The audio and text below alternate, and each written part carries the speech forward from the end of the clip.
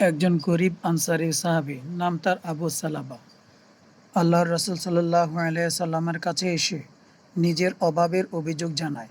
তিনি বলেন, হে আল্লাহর রাসূল, আমার জন্য দোয়া করেন যেন আমি মালদার হয়ে যাই। তখন হুজুর সাল্লাল্লাহু আলাইহি সাল্লাম বলেন, আমার তরিকা কি তোমার পছন্দ নয়? সেই সত্তার কসম যার হাতে আমার প্রাণ, আমি যদি চাইতাম পাহাড় সমূহ স্বর্ণে পরিণত হয়ে আমার সাথে সাথে চলতো, কিন্তু এমন ধনী হওয়া আমার পছন্দ নয়। তখন সেই লোকটি হুজুর সাল্লাল্লাহু আলাইহি সাল্লামের কাছ থেকে চলে গিয়েছিলেন, কিন্তু পরে আবার এসে একই কথা হুজুর সাল্লাল্লাহু আলাইহি সাল্লামকে বললেন। কিন্তু এবার তিনি বললেন, যদি আল্লাহ আমাকে সম্পদ দান করেন তবে আমি সম্পদের যথাযথ হকদারের কাছে পৌঁছে দেব, আত্মীয়তার হক আদায় করব এবং মুসলমানদের হক আদায়ের ব্যাপারে সচেতন থাকব। এই মর্মে আল্লাহ তাআলা কোরআনুল কারিমে একটি আয়াত নাজিল করেন। অর্থ, তাদের মধ্যে এমন লোকও আছে যারা আল্লাহ তাআলার সাথে অঙ্গীকার করিয়াছিল, তিনি যদি তাহাদেরকে সম্পদ দান করেন তবে আমরা অবশ্যই সৎকা করব এবং সৎ লোকদের অন্তর্ভুক্ত হব। হুজুর সাল্লাল্লাহু আলাইহি সাল্লাম তার জন্য দোয়া করলেন, যার ফলে তার বকরি এবং পশুগুলোতেও আল্লাহ বরকত দিলেন এবং বৃদ্ধি পেতে লাগলো। মদিনার ওই লোকটি বসবাসের যে জায়গা ছিল ছাগল এবং ভেড়া বৃদ্ধি পাওয়ার কারণে সেই জায়গাটি সংকুলন হলো না। তাই তিনি মদিনার বাইরে একটি জায়গা ক্রয় করে সেখানে পশু পালন করতে লাগলেন। আগে প্রতিদিন ৫ ওয়াক্ত নামাজ হুজুর সাল্লাল্লাহু আলাইহি সাল্লামের সাথে মদিনায় আদায় করতেন। এখন সম্পদ বৃদ্ধি পাওয়ার কারণে শুধু জোহর ও আসরের নামাজে মদিনায় হুজুর সাল্লাল্লাহু আলাইহি সাল্লামের সাথে আদায় করতেন, আর বাকি নামাজগুলো সেখানে আদায় করে নিতেন। যার কারণে হুজুর সাল্লাল্লাহু আলাইহি সাল্লামের নুরানি চেহারা দেখা থেকে সে বিরত হলো। তার দুর্ভাগ্য, সে হুজুর সাল্লাল্লাহু আলাইহি সাল্লামের কাছ থেকে দূরে সরে যাচ্ছে।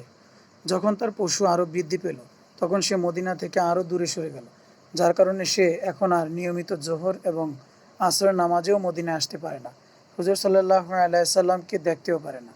তিনি শুধু জুমার নামাজ পড়তে আসেন আর বাকি নামাজগুলো সেখানে আদায় করতেন। হুজুর সাল্লাল্লাহু আলাইহি সাল্লামকে নিজের চোখে দেখতে পারা অনেক বড় নেয়ামত ছিল, কিন্তু আবু সালাবা সম্পদের কারণে হুজুর সাল্লাল্লাহু আলাইহি সাল্লামকে দেখা থেকেও বিরত হলো। তার বকরি ও ভেড়ার পরিমাণ এত পরিমাণে বাড়তে লাগলো, মদিনার বাহিরের জায়গাও সংকলন হলো না। তখন তিনি মদিনা থেকে অনেক দূরে সরে গেলেন এবং সেখানে তার পশু পালন করতে লাগলেন। এখন সে আর জুমার নামাজও পড়তে আসে না, সেখানেই সে নামাজ আদায় করতে লাগলো। প্রিয় পাঠক, লক্ষ্য করুন জামাতের সাথে নামাজ পড়া কতটুকু জরুরি। কেউ যদি জামাতে নামাজ পড়া ছেড়ে দেয়, আস্তে আস্তে তার নামাজের গুরুত্ব মন থেকে উঠে যেতে লাগে। অনেক সময় ফরজ নামাজ কাজা হয়ে যায়। হুজুর সাল্লাল্লাহু আলাইহি সাল্লাম আবু সালাবা সম্পর্কে লোকদেরকে জিজ্ঞেস করলেন। লোকেরা বলল, আবু সালাবা এত সম্পদ হয়েছে যে এখন আর মদিনার আশেপাশে তাকে আসতে দেখা যায় না, মদিনার মসজিদে সে আসতে পারে না। তখন হুজুর সাল্লাল্লাহু আলাইহি সাল্লাম বললেন, আফসোস আবু সালাবার জন্য, আফসোস আবু সালাবার জন্য, আফসোস আবু সালাবার জন্য। এ কথা তিনি 3বার বললেন। ঘটনাক্রমে ওই সময়ই সৎকার আয়াত নাজিল হলো। হুজুর সাল্লাল্লাহু আলাইহি সাল্লাম পালিত পশুর সৎকার পরিমাণ নির্ধারণ করেন এবং 2জন লোককে নিয়োজিত করেন মুসলমানদের কাছ থেকে তাদের পালিত পশুর সৎকা আদায়ের জন্য, এবং তাদের প্রতি বিশেষভাবে নির্দেশ প্রদান করেন যেন আবু সালাবা রাদিয়াল্লাহু আনহুর কাছে তারা যায় এবং সুলাইম গোত্রের এক ব্যক্তির কাছেও যাওয়ার নির্দেশ প্রদান করেন। এরা উভয়ে যখন আবু সালাবার নিকট যায় এবং হুজুর সাল্লাল্লাহু আলাইহি সাল্লামের সৎকা আদায়ের ফরমান দেখান, তখন আবু সালাবা বলে, এ তো জিজিয়া কর প্রদানের মতোই হয়ে গেল, যা অমুসলিমদের কাছ থেকে আদায় করা হতো। আপনারা এখন যান, ফেরার পথে আমার দিক হয়ে যাবেন। অপরদিকে সুলাইম গোত্রের লোকের কাছে যখন তারা যায়, তখন লোকটি বলল, আমার এই উটের পালে, ছাগল বকরির পালে যেগুলো সবচাইতে ভালো, এগুলো আপনারা নিয়ে যান। তখন তারা বলল, আমাদেরকে সবচাইতে ভালো মাল নিতে নিষেধ করেছেন। তখন সুলাইম গোত্রের লোকটি বলল, আমি খুশি হয়েই আমার ভালোগুলো আপনাদেরকে দিচ্ছি। ওই 2 কর্মকর্তা অন্যান্য মুসলমানদের কাছ থেকে সদকা আদায় করে আবু সালাবার কাছে পুনরায় ফিরে আসে। তখন আবু সালাবা বলেন, এটা তো জিজিয়া কর হয়ে গেল, যা মুসলমানদের কাছ থেকে নেওয়া উচিত নয়। ঠিক আছে, আপনারা এখন চলে যান, আমি পরে সিদ্ধান্ত গ্রহণ করব কি করা যায়। অর্থাৎ তিনি তখন হুজুর সাল্লাল্লাহু আলাইহি সাল্লামের নিয়োজিত ব্যক্তিদের হাতে সৎকার মাল দিল না। ওই 2 ব্যক্তি যখন হুজুর সাল্লাল্লাহু আলাইহি সাল্লামের খেদমতে হাজির হলেন, তখন তাদেরকে কোনো কিছু না বলার পূর্বেই হুজুর সাল্লাল্লাহু আলাইহি সাল্লাম পুনরায় 3 বার একই কথা বললেন, আফসুস আবু সালাবার প্রতি, আফসুস আবু সালাবার প্রতি, আফসুস আবু সালাবার প্রতি। আর সুলাইম গোত্রের ওই ব্যক্তির উপর খুশি হয়ে তার জন্য দোয়া করলেন। আল্লাহ তাআলা তখন কোরআনুল কারিমে আয়াত নাজিল করেন। তাদের মধ্যে এমন লোকও আছে যারা আল্লাহ তাআলার সাথে অঙ্গীকার করেছিল যে আল্লাহ তাআলা যদি তাদেরকে ধন সম্পদ দান করেন তবে তারা সদকা করবে।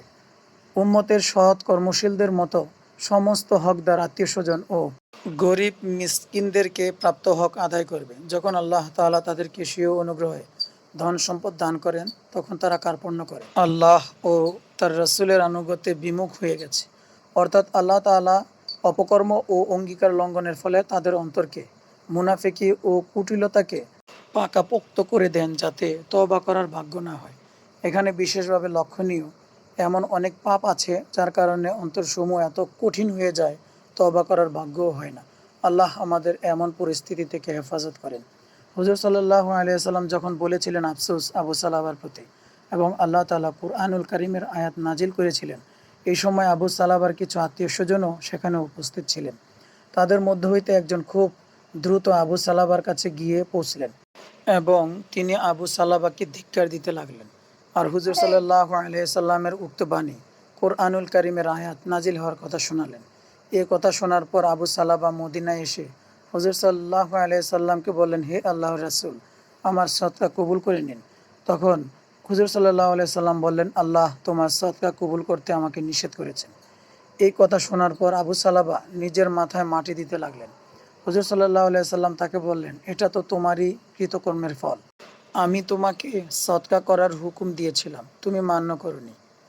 এখন আর তোমার সদকা কিভাবে কবুল হইতে পারে? আবু সালাবা অকৃতকার্য হয়ে মদিনা থেকে ফিরে যান। হুজুর সাল্লাল্লাহু আলাইহি সাল্লামের ইন্তেকাল হয়ে গেলে আবু বকর রাদিয়াল্লাহু আনহু খলিফা নিযুক্ত হন। আবু সালাবা তার কাছে আসে এবং সদকার মাল কবুল করার কথা বলে। তিনি একথা জানালেন যে আল্লাহর রাসূল সাল্লাল্লাহু আলাইহি সাল্লাম যেটি কবুল করেননি, খোলাফায়ে রাশিদিন কিভাবে তা কবুল করতে পারে। খলিফা আবু বকর মারা যাওয়ার পর খলিফা ওমর রাদিয়াল্লাহু আনহুর জামানায় সেই সদকার মাল নিয়ে আসে। তিনিও তার সদকা গ্রহণ করতে অস্বীকার করেন। ওসমান রাদিয়াল্লাহু আনহু এর জামানায় সদকার মাল নিয়ে আবার ফিরে আসে। তিনিও অস্বীকার করেন এবং হুজুর সাল্লাল্লাহু আলাইহি সাল্লামের কাছে ওহী আসতো। তাই তিনি নেফাকি মুনাফিকি বা ভালো মন্দ বিচার করতে পারতেন। আবু সালাবার ঘটনাটি এরকমই ছিল।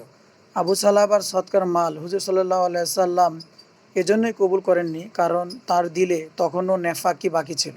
তার উদ্দেশ্য ছিল হুজুর সাল্লাল্লাহু আলাইহি সাল্লাম এবং মুসলমানদের সন্তুষ্টি অর্জন করা। যেহেতু হুজুর সাল্লাল্লাহু আলাইহি সাল্লাম নিজে তার মাল কবুল করেননি, তাহলে খোলাফায়ে রাশিদিন কিভাবে সেই একই ব্যক্তির মাল কবুল করতে পারেন? আর যে ব্যক্তি দিল থেকে খাঁটিভাবে তওবা করে আল্লাহ তাআলা তার তওবা কবুল করে থাকেন। এটা কোরআন ও হাদিস দ্বারা প্রমাণিত।